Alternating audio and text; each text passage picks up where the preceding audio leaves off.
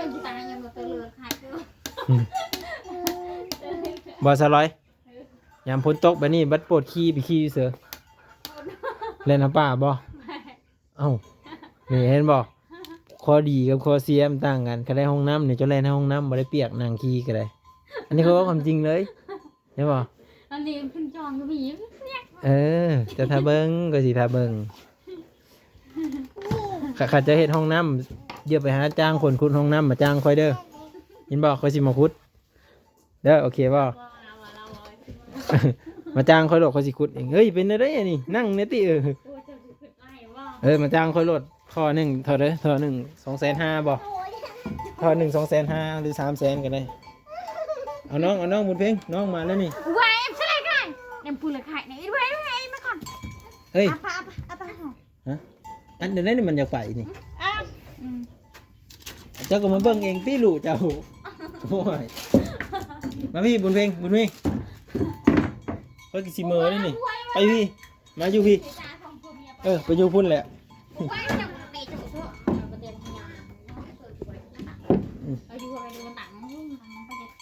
จะเยอะไปแล้วพ่อเจ้าไปใช้ไปน้ำแม่เจ้าเนี่ยให้พ่อไปดึงมันออกจะดึงมันออกตีมันขี้ไล่ดิฮะมัดไว้ไปแล้วเอาไว้ดึงลงนี่แม่จะสิไปหากินหาเฮ็ดเด้ว่าแต่ผัวแบบไหนที่เจ้ามันยอกให้เราดื้อว่าภาษาลาวด้วยอย่าไปซื้อให้ซื้อหันมันดื้อมันดื้อแต่บ่ซื้อได้เถอะนะสิบอกเพิ่นบ่ซื้อว่าดีไว้ไปกับน้องดำบ่ได้น้องดำก็วางเลยไว้มึงมีของกินตอนเล็กเที่ยงนะได้อันนี้มัน2 โมงมันสิแลกค่ำเลยว่าจะขึ้นมันนอนไปเจ้าเนี่ยมึงเจ้าหรือโดนเตะจ้ะก็หาเห็ดก่อนพออะไรมันยากแบบนี้แล้วเห็นบอกบุญเพ่งไปสิเอาน้องให้เจ้าซะเอาไว้จะปอกเนี่ยรวมตุ่มก็ตุ่มเจ้าไว้แล้วก็พูดไปเพิ่นพวกนั้นก็โหเอ็กดีถึงนี่เจ้าอยู่หัวก็ได้แม่เจ้าสิไปป้าแล้วเขาสิไปป้าแล้วไม่ต้องหัว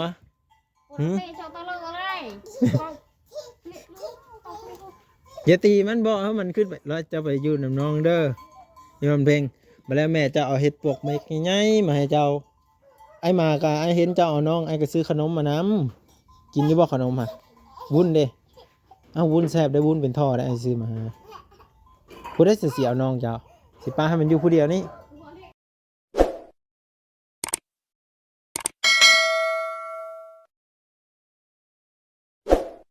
เดินกีตาร์ยังมาเตลือขายด้วยบ่สลอยยามพ้นตกแบบนี้บัดปวดขี้ไปขี้เสือเล่นน้ำป่าบ่เอ้านี่เห็นบ่ข้อดีกับข้อเสียมันต่างกันก็ได้ห้องน้ำเนี่ยจะเล่นในห้องน้ำบ่ได้เปียกนางขี้ก็ได้อันนี้เขาว่าความจริงเลยเห็นบ่อันนี้ขึ้นจองก็มีจะทาเบิ้งก็สิทาเบิ้งข้าจะเฮ็ดห้องน้ำเดี๋ยวไปหาจ้างคนขุดห้องน้ำมาจ้างค่อยเด้อยินบอกค่อยสิมาขุดเด้อโอเคบ่มาจ้างค่อยโหลดค่อยสิขุดเองเฮ้ยเป็นอะไรนี่นั่งเนี่ยติมาจ้างค่อยโหลดข้อหนึ่งเท่าไรเท่าหนึ่ง250,000บ่ข้อหนึ่ง250,000หรือ300,000กันได้เอาน้องบุญเพ่งน้องมาแล้วนี่ว้ายใช่ไรกันยังพูดเลยขายไหนไว้มาก่อนเฮ้ยอาหอฮะอันเดี๋ยวนี้มันอยากไปนี่เจ้าก็มาเบิ่งเองพี่ลูกเจ้าโอ้ยมาพี่บุญเพ่งเขากินซีเมอร์นี่ไปพี่มาอยู่พี่ไปอยู่พุ่นแหละ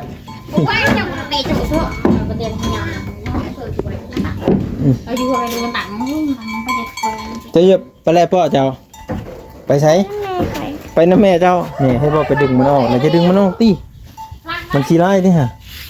มัดไว้ไปแล้วเอาไว้ดึงลงนี่แม่จะสิไปหากินหาเฮ็ดเด้ว่าแต่ผัวแบบไหนที่เจ้ามันยอกให้เราดื้อว่าภาษาลาวด้วยอย่าไปซื้อให้ซื้อหันมันดื้อมันดื้อแต่บ่ซื้อได้เถอะนะสิบอกเพิ่นบ่ซื้อว่าดีไว้ไปกับน้องดำบ่ได้น้องดำก็วางเลยไว้มึงมีของกินตอนเล็กเที่ยงนะได้อันนี้มัน2 โมงมันสิแลกค่ำเลยว่าจะขึ้นมันนอนไปเจ้าเนี่ยมึงเจ้าหรือโดนเตะจ้ะก็หาเห็ดก่อนพออะไรมันยากแบบนี้แล้วเห็นบอก บุญเพ่งไปสิเอาน้องให้เจ้าซะ เอาไว้จะป้เนี่ยรองตุกก่อนตุกจะเอาไว้แล้วกูตุกใจ ถึงคนคนนั้นก็โหแอกดีถึง เอาไว้ นี่เจ้าอยู่หัวก็ได้แม่เจ้าสิไปป้าแล้ว เขาสิไปป้าแล้วเขาสิไปป้าแล้วบ่ต้องหัว ปวดเตะเจ้าตะลึงอะไรก็เละลูกเอาไปลูก อย่าตีมันบอกให้มันขึ้นไปแล้วจะไปอยู่น้ำน้องเด้อนี่มันเพลงมาแล้วแม่จะเอาเห็ดปวกเม็ดง่ายๆมาให้เจ้าไอ้มาก็ไอ้เห็นเจ้าเอาน้องไอ้ก็ซื้อขนมมานำกินนี่บ่ขนมฮะวุ้นเด้เอาวุ้นแซ่บได้วุ้นเป็นท่อได้ไอ้ซื้อมาหาผู้ได้เสียเอาน้องเจ้าสิป้าให้มันอยู่ผู้เดียวนี่ หัวเละเอ็ดเด้อเพิ่ง ฮะผู้ได้จะเสียเอาน้องเจ้าเบิ่งในเสื้อเนี่ยมันเปียกมาเลยนี่โอ้คือมีนี่เฮ้ยคือมีแพนด้านี่ พอโชว์เหลือยังพอเถอะโชว์เหลือยัง โอ้สิให้ลูกอีกไปตีมันให้ยังบอกมันดีๆก็ได้จะนั้นเราก็ขึ้นแล้วนี่ฮะจะไปรถจะนั้นเราขึ้นไปเองเนาะเราให้เห็นบอกเราว่าเอาน้องได้อยุ่เราอะเนาะน้องเองเนาะร้อยเนาะเห็นบอกเราเอาน้องได้อันนี้เรามาส่งแม่เราอะแม่เอ้ยหาเฮ็ดมันมานเด้อเราอะน้องเพ่งนั่นเพ่งน้องอันนั้นแหละเนาะคือแบบน้องไหมมันนั่นเสื้อเด้อโมกเด้อมันหนาวแล้วเสื้อโมก เฮ้ยเราเอ็มตะวันรวย ใครยืดหน่อยเสื้อเราครับนุ่มอยู่ว่าเสื้อนี่อุ่นบ่ มื่อนี้มีสายสอนมาเราเอาไข่ เบิ่งแน่นี่ฮะผมนี่เพื่อมันเห็นหน้าเห็นตาเนี่ยแหละ หมดเนาะตั้งตุกรอบเพิ่มเนาะเอาไว้ตัวสละไว้ในด้วยก็ลงประกอบกวาดปิดกวาดเป็นกวาดปิด เมื่อแรงไปการเขียดนะแม่น่ะมาบอกอ้ายหน่อยเด้อว่าแม่ไปหาเขียดอีหลีบ่เมื่อแรงไอ้สิมาหาเด้อคันเพิ่นได้เฮ็ดแล้วบอกอ้ายเด้อเห็นบ่คันเพิ่นไม่ได้เฮ็ดแล้วบอกเด้อเอานี่เอาสิไปอยู่น้องๆเอาบ่ล่ะปิ้นหน้ามาดีๆโอ้โหสิมาหาซื้อมือกันดูบอลอยู่มั้งเดี๋ยวไปยืนน้องเด้อ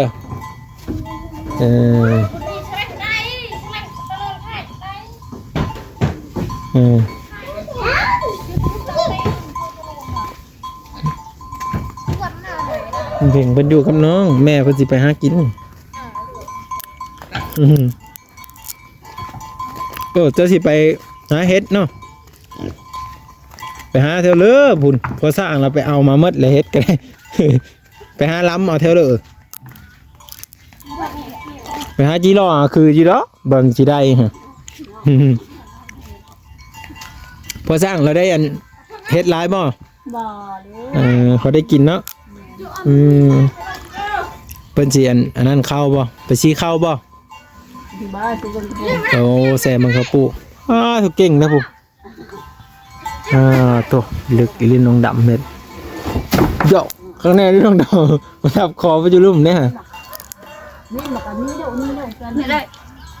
นี่มาเจ้าดูบนทางข่าวให้ เขาปูทุกคน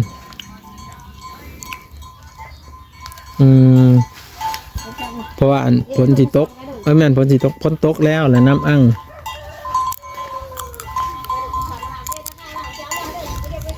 แล้วก็ห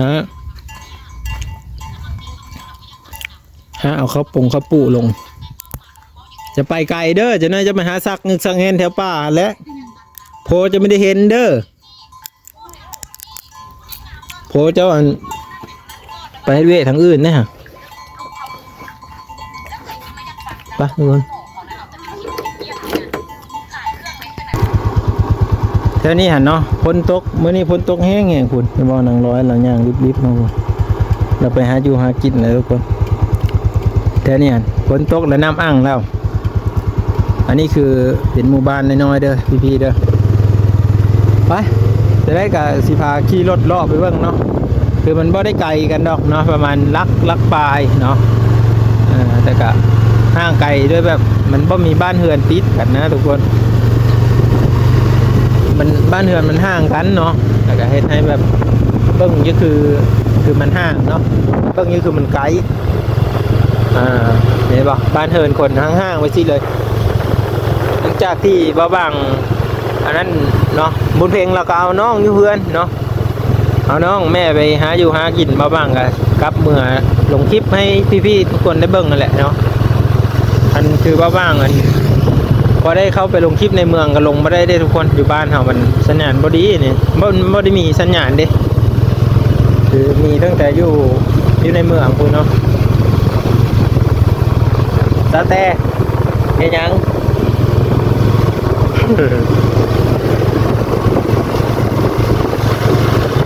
ส่วนแรกมันมีแต่อยู่ในเมืองเนาะสัญญาณนะแต่ว่าอยู่แถวบ้านนี่บ่ค่อยมีดอกพี่สัญญาณบ่แห้งเนาะไม่บอกคนชาวตกหรอกหลายๆคนเขาก็เข้าไปในเมืองคนแหละเพื่อไปซื้อเครื่องซื้อของเนาะให้บอกบ้านเรือนคนนี่อยู่แจ๊ะยายอยู่ตามถนนหนทางมาสิแหละเนาะเพราะว่าบ้านเขากำลังออกมาอยู่ใหม่ประมาณได้อยู่10 ปีแต่ว่าการพัฒนากับศิลาซ่าเนี่ยจังน้อยเนาะสมกับชนบทนั่นแหละบ้านเขาเป็นบ้านนอกเด้อคนเด้อเนาะเขตชนบทลีรอเนาะห่างไกลจากตัวเมืองประมาณอยู่6 ลัก 7 ลักประมาณนี้ความห่างไกลคือ6-7 ลักเด้อ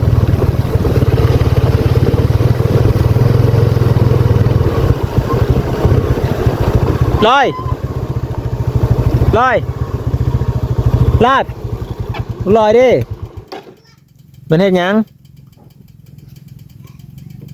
กินข้าวแล้วบ่เฮ็ดอีหยังอยู่ไปคุดจิรอบ่คือมีพี่ๆเพิ่นว่า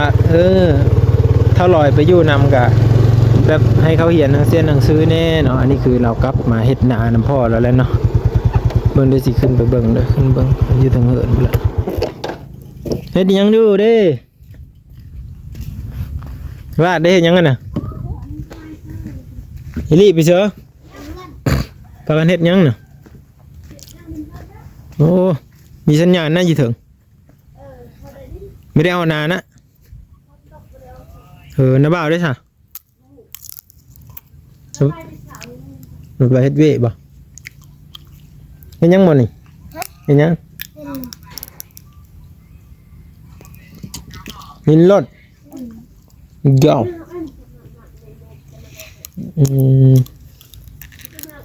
บ่ลอยได้เฮ็ดหยังลอยบ่บอกบักอยู่ถึงน่ะ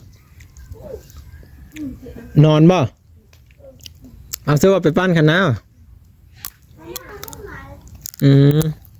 เนี่ยแม่ตัวไปเสื้อเดี๋ยวนี้ฮะ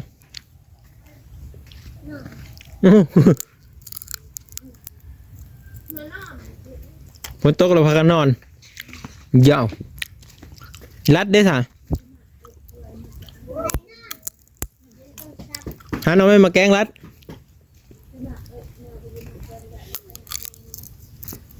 หาน้องไม่มาแกงปะยินนะ